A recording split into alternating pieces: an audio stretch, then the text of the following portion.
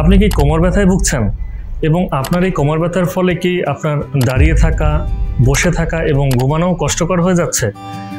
আপনি যদি এখনো সাবধানতা অবলম্বন না করেন তাহলে পরবর্তীতে আপনার হাঁটাহাঁটিও বন্ধ হয়ে যেতে পারে। একটি সমীক্ষায় দেখা গিয়েছে যে প্রায়শই মানুষ আপনার এই কোমর ব্যথাকে সামান্য প্রবলেম হিসেবে ধরে নেয় এবং পরবর্তীতে যখন আমরা ফিজিশিয়ানের কাছে গিয়ে অ্যাসেসমেন্ট প্রোটোকল অ্যাপ্লাই করি, দেখা যায় যে মেরুদণ্ড অথবা স্পাইনাল নার্ভের কম্প্রেশনের ফলে আপনার এই মেরুদণ্ডের ব্যথা বা কোমর ব্যথার সৃষ্টি হয়েছিল। পরবর্তীতে চিকিৎসা হিসেবে অস্ত্রোপচার ছাড়া কোনো উপায় থাকে না। কিন্তু সুখবর হলো, যদি আপনি প্রাথমিকভাবেই আপনার এই কোমর ব্যথাকে আপনার একজন বিশেষজ্ঞ ফিজিশিয়ান দ্বারা প্রোটোকল অ্যাসেসমেন্ট করাতে পারেন এবং স্পেশালিস্ট ফিজিওথেরাপিস্ট দ্বারা ইন্টারভেনশন করে রিহ্যাবিলিটেশন করতে পারেন, তাহলে কোমর ব্যথার চিকিৎসা হিসেবে অস্ত্রোপচারের প্রয়োজন হয় না। সাধারণত আমরা যারা দীর্ঘক্ষণ বসে কাজ করি এবং দীর্ঘক্ষণ বসে থাকি, তাদের সঠিক দেহভঙ্গিমা না থাকার কারণে মেরুদণ্ডের বিভিন্ন স্ট্রাকচারে অ্যাবনর্মাল প্রেশার পড়ে এবং কোমর ব্যথার সৃষ্টি হয়।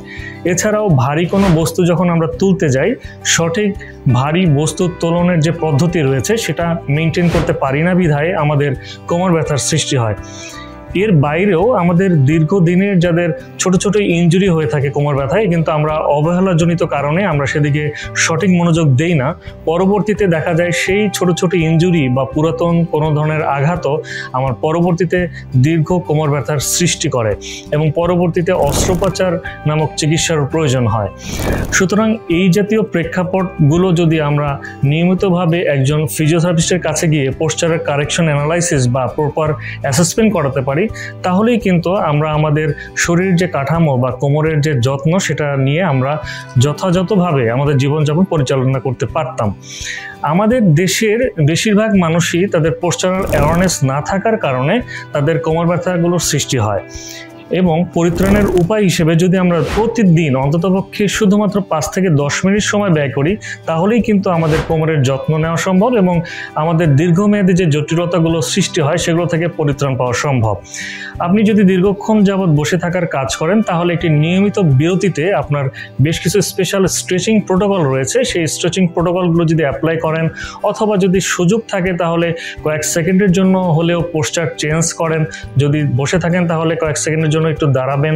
যদি অনেকক্ষণ যাবত আপনার হাঁটাহাঁটি করতে হয়, সেক্ষেত্রে আমার মনে হয় যে একটু বিশ্রাম নিলে আপনার কোমরের উপর প্রেশারটা কম পড়বে। বেশ কিছু ব্রিদিং এক্সারসাইজ রয়েছে যেগুলো কোমরের উপর ভালো একটি প্রভাব ফেলে কোমর ব্যথা নিরসনের জন্য। এছাড়াও যারা আমরা ভারী বস্তু উত্তোলনের কাজ করে থাকি, তারা যদি সঠিক ভারী বস্তু উত্তোলনের পদ্ধতি অ্যাপ্লাই করেন, তাহলেই কোমর ব্যথার জটিলতা থেকে পরিত্রাণ পাওয়া সম্ভব।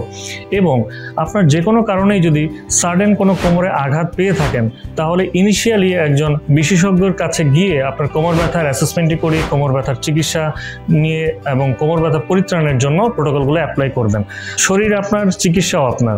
সুতরাং কোমরের ব্যাপারে যদি আপনি আজই সতর্ক না থাকেন, তাহলে পরবর্তীতে এই কোমর ব্যথা থেকে আপনার দৈনন্দিন যে কাজকর্মগুলো রয়েছে সেগুলো কিন্তু করতে ব্যাহত হবেন এবং আপনার লাইফস্টাইল মডিফিকেশন করতে হবে। পরবর্তীতে দেখা গেল বিভিন্ন ধরনের ডিসেবিলিটি বা প্রতিবন্ধিতার দিকে ধাবিত হবেন। তাই আমার পরামর্শ, একজন বিশেষজ্ঞ ফিজিওথেরাপিস্টের কাছে গিয়ে আপনার পোস্টারাল অ্যাসেসমেন্টটি করাবেন। নিয়মিত হেলথ চেক আপ করালে আপনার কোমরের যে সকল জটিলতাগুলো আপনার পরবর্তীতে কোমরের কোনো জটিলতা সৃষ্টি করতে পারে সেগুলো নিরসনে সাহায্য করবে এবং পরবর্তীতে কোমর ব্যথা ছাড়াও যে কোনো ধরনের শারীরিক ব্যথা রিলেটেড যদি আপনাদের কোনো ধরনের প্রশ্ন থাকে, তাহলে স্ক্রিনে দেখানো নাম্বারগুলোতে প্রশ্ন করে আমাদের সাথে যোগাযোগ করতে পারেন। আমরা সরাসরি আপনাকে ফ্রিতে এই শারীরিক যে কোনো ধরনের জটিলতা নিরসনের পরামর্শ দিয়ে থাকবো ইনশাআল্লাহ। ধন্যবাদ।